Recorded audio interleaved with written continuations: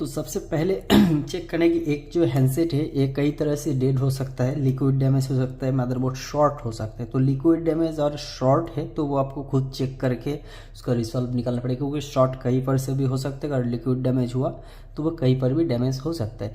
ऐसे हो सकता है कि लिक्विड डैमेज नहीं है, शॉर्ट नहीं है, उसके बाद भी मदरबोर्ड डेड हो गया है, पावर नहीं ले रहा है, तो ये स्टेप 100% सॉल्व करेगा इस ट्रिक को। देखिए, सबसे पहले तो आपको चेक करना है ये जो चार्जिंग पोर्ट है, चार्जिंग पोर्ट सही है कि नहीं वो पहले चेक करना है। चार्जिंग पोर्ट के थ्रू ये जो कॉन्टोन केबल है, इस केबल पर से वोल्टेज आ रहा है कि नहीं वो आपको चेक करना है। उसके बाद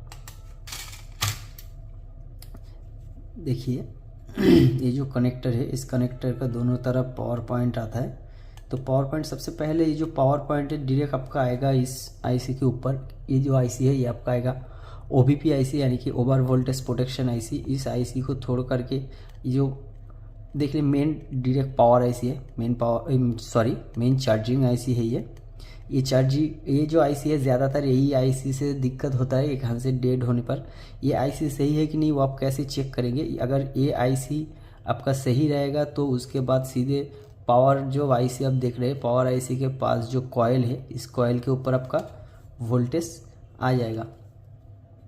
तो आपको सिर्फ चेक करना है इसका ऊपर जो कॉइल है, इस कॉइल पर वोल्टेज आ रहा है कि नहीं। इस कॉइल के ऊपर जो वोल्टेज रहता है वो आपका रहता है आउटपुट वोल्टेज।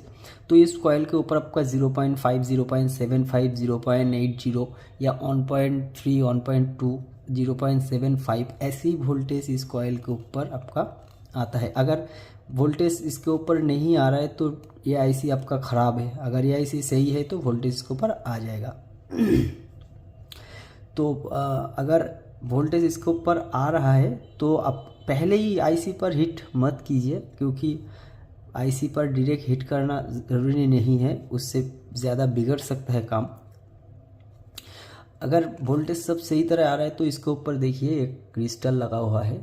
आपको इस क्रिस्टल को पहले रिसोल्व करना है। रिसोल्व करने के बाद आपको चेक करना है मदरबोर्ड ऑन हो रहा है कि नहीं। अगर उसके बाद भी नहीं ऑन हो रहा है तो इसके चारों तरफ जो कॉइल लगा हुआ है, इस कॉइल को ऊपर आपको फ्लेक्स डालकर थोड़ा हीट करके रिसोल्व करवा देना है।